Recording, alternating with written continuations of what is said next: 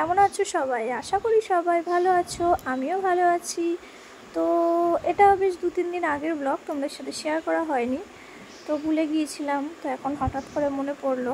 তো এখন দেখলে যে ঘড়িতে প্রায় 9:30 বাজতে যায়। আমার বাসি বিছানা এখনও গোছানো হয়নি, কারণ এদিকে রান্না সেরে তারপর আমি বিছানা গোছাতে যাব। এখানে কিছুটা সাদা আর কালো সর্ষে বের করে নিয়েছি বাটবো বলে, মাছ করব। আর এদিকে দেখো আলু ভাজা বসিয়েছি। আরও কিছু এই যে ভাজা কেটে নুন হলুদ মাখিয়ে রেখে দিয়েছি। এগুলো পরপর একটা একটা করে সব ভাজবো।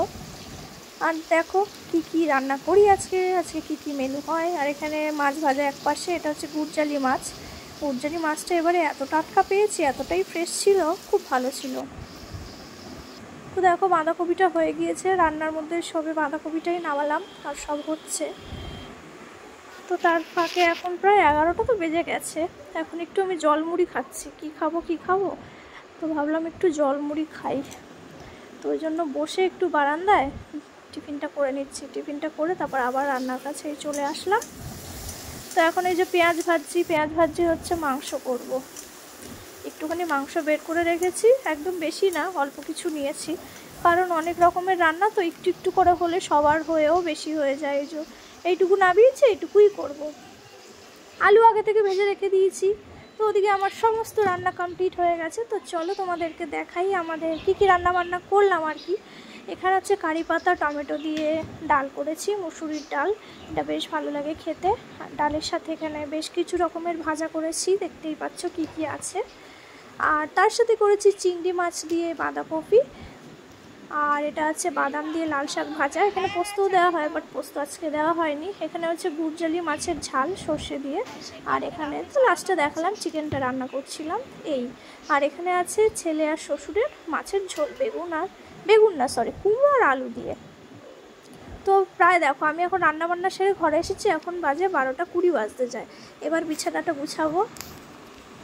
তো দুপুরবেলা রান্নাবান্না খাওয়া দাওয়া সবই হয়ে গিয়েছে। এটা এখন সন্ধেবেলা টিপ। সন্ধেবেলা হচ্ছে আমি আগে উঠেছি, ছেলেই সবে ঘুম থেকে উঠলো। তো এই যে ওর বাবা আদর করছে। এখন সবে ঘুম থেকে ডেকে তোলা হলো তাকে। প্রতিটা বাচ্চারই ঘুম থেকে উঠলে, সকালবেলাও কি দুপুরবেলাও, যখনই ঘুম থেকে ওঠে মুডটা অনেকটা খারাপ থাকে। আমার ছেলের তো থাকে। তো ওর মুড ঠিক হতে এখন অনেক সময় লাগবে। ও কারোর সাথে কথাও বলতে চায় না এই ঘুম থেকে ওঠার পর। ও কেউ কথা বললে সেটাও সহ্য করতে পারে না। এই জিনিসটা পেয়েছে মনে হয় আমার থেকে। এটা আগে আমার হতো, ঘুম থেকে উঠলে আমি 1 ঘন্টা কারোর সাথে কথা বলতাম না। কেউ আমাকে যদি কিছু জিজ্ঞাসা করতো, শুধু হুম আর হ্যাঁই বলতাম, কিচ্ছু বলতাম না। সেই আমার বাজে অভ্যাসটাই ও পেয়েছে মনে হয়। তো যাই হোক, ও ঘুম থেকে উঠেছে, এখন ওকে একটু টিফিন করাবো। একটু মা করতে করতে আমার কোলে এসেছে।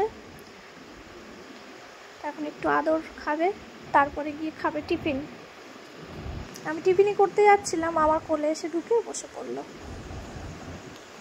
তো সন্ধ্যাবেলার বাবাকে পড়তে দিয়ে আসলো, টিউশনিতে দিয়ে সেই যে আমরা এই মাসকাবাড়ি বাজারগুলো করে নিলাম। বাড়িতে বসেই করলাম। সাধারণত আমি দোকানে গিয়েই করি, তো মাসার দোকানে যেতে দিল না। তো বললো এখান থেকে অর্ডার করে দিই ইনস্টামার্ট থেকে। তো এই যে ওরা দিয়ে গেছে। তো বাজারগুলো এবার আমি গুছিয়ে রাখবো এক এক করে। তো চলো বন্ধুরা, আজকের ভিডিওটা এখানেই শেষ করছি। আবার অন্য কোনো একদিন দেখা হবে। তো আজকের মতো টাটা।